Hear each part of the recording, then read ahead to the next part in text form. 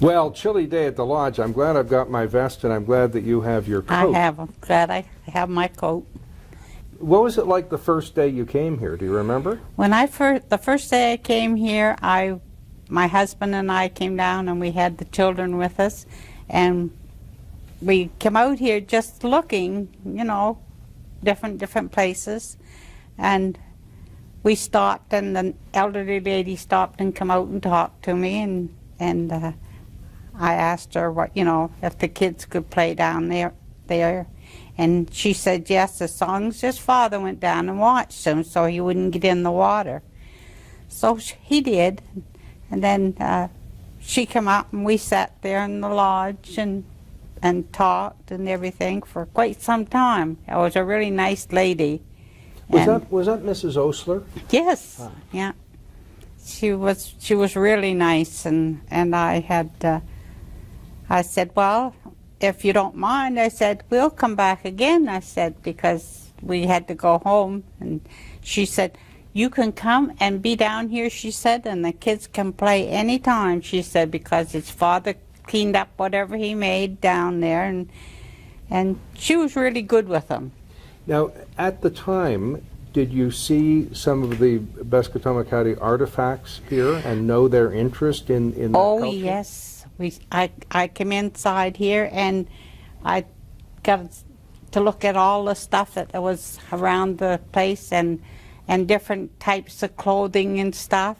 And at that time, Huey's uncle, I think it was had been working for them, and it had gone so that his clothes were out in the back side here. So we sat around and talked, and I left and went home, and after a little while I came back out again, and then she was getting pretty bad, so she couldn't stay too long. So. But this was just a chance meeting. You're out for a Sunday drive. Yeah, just for a chance meeting. And so many of us are unsure of our heritage back more than a generation or two. You knew you were Peskotomuhkati at that time? Oh, yes. Well, this must have been like, finding the family's attic or something. Well, just about the same. And like here was always, for me, I would always come out around this way, and just even after she passed away.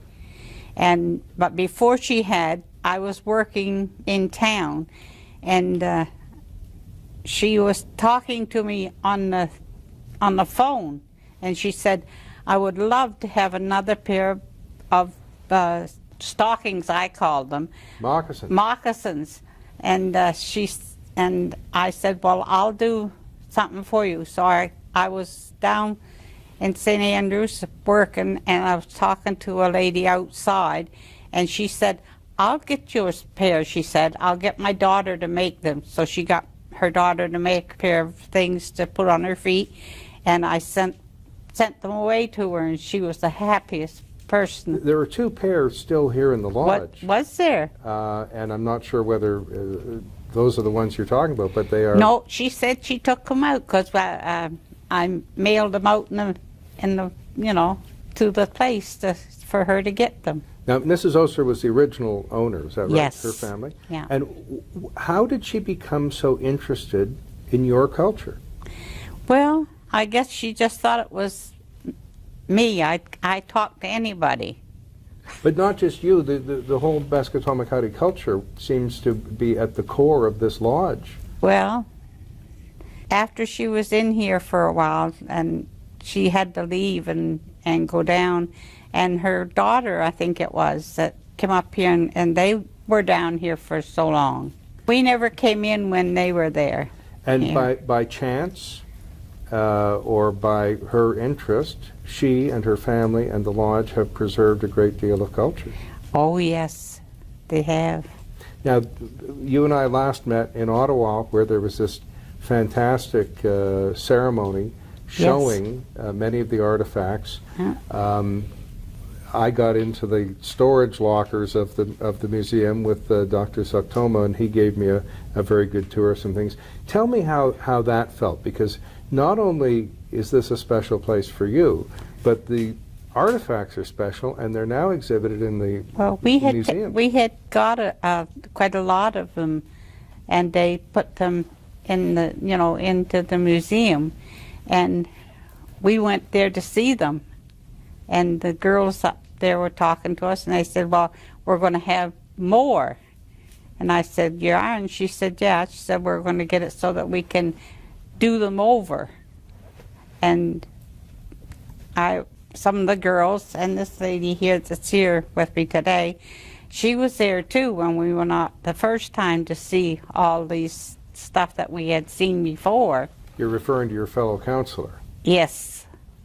And when we got done, we came back again, and then it's been just couple of 3 weeks since we went up there again to see them.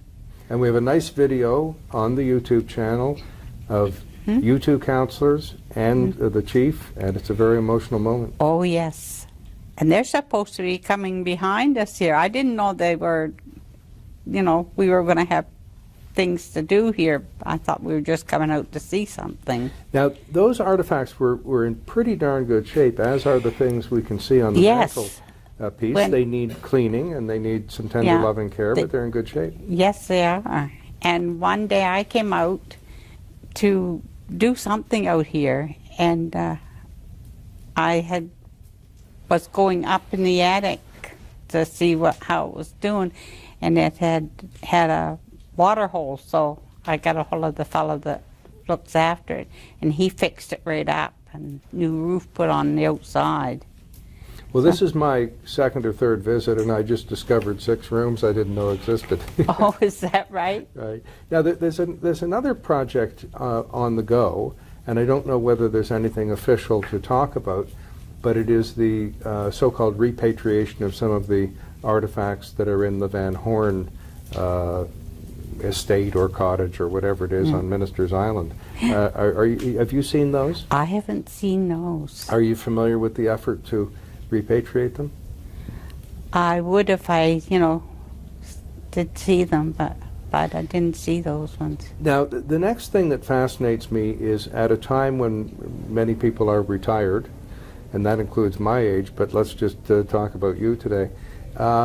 You got into politics, and tell me how you became a member of council, why you made that decision, because it's a big commitment. Well, I was still going into the school, and then when I got out of there, I went to different places, and I don't know, I just got in with the crowd. And what was the school that you're speaking of?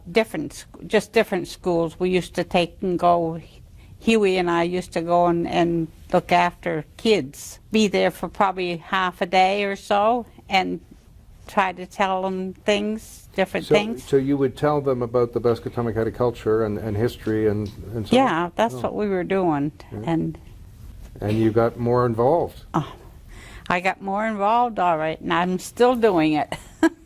Now, I used to work for our national broadcaster, the CBC, and in historical times, there was a program that interviewed deputy ministers and senior civil servants to explain how the government works, because nobody knows how the government works. Nobody even knows if the government works. But you're now of that rank, and is there something that you can tell the people watching, especially the members of the nation, what your job is like? What is it like to be a member of council? I never minded to go and do anything that had to be done, but usually we let the people that are doing more important stuff, like Paul and the negotiator. Yes, Paul Williams. Yes. Yeah, where Aaron and Huey, they would be always were there. Everything, so that when we had to do something, we do it. Any tough decisions or tough kind of work that you have to do? I know you traveled to Ottawa, but that was kind of fun, really. That was fun. Source of pride. Anything you don't like doing? No, I don't think so, because I'm so used to being with all the people, I just automatically do it. And how long have you been on council? Oh gosh, a long time. Well, you're getting a whispered cue there that is Well, decades, is it? yeah. Well, I've been doing it since high school and stuff, and I'm an elderly lady now. What would you then say, the reason I ask that is, what would you say is the progress you've made, or the thing or things you did that are a great source of pride, or frankly, something you'd want to brag about at a party or at a social gathering where you met some of your fellow nation members? We always had fun. We never, got in any trouble or anything. So that's just the way it goes. It's hard to remember whether, what you've been doing and stuff. Mm-hmm. Well, So. Paul tells us that there's a framework agreement. He tells us there's an agreement on moose hunting and the distribution of moose meat to nation members. Well, I don't bother with that, but my son, he looks after, he's been doing that now for the last couple of years, hasn't, I think. Here you are back at the lodge, about 40 or some years after you first came here. Did you ever think that it was going to be in the hands of the nation and yours? I never thought it would be. Pretty amazing situation. It is. I come in here and looked in it after there was nobody in it. It made a big difference. Right. So we've been sitting here for maybe 20 minutes reminiscing. We've met on another couple of occasions and talked in Ottawa. Any other thoughts that you have for being here? Are the sights and the sounds and the smells and the things that surround you, are they bringing more thoughts to your mind? Well, it makes me think of all the time I've been here, coming in here. And I like the people that are looking after it and everything. It's really nice. When we come down here, we always had a nice clean spot and everything, and we'd sit down and have our meetings and stuff down here. So it's great. Well, it is great, and I think you're probably too modest, because a lot of good things have happened while you've been a member of council, and you must have had a great deal to do with them. And I'm sure many nation members are grateful. And I'm grateful for your coming out here on a pretty chilly day. Well, But the fire's pretty nice. well, when I came in here today, I knew it was going to be cold here, so I just took a nice long sweater, and then I put this coat on and everything, and Well, I'm not cold. I stoked the fire just to prove that a city boy could do that. Yeah, John used to do that too. Every time we came out earlier, and he used to put the wood to it and say, "There you go, girls." All right, thanks again. Well, you're welcome. Pleasure to speak with you.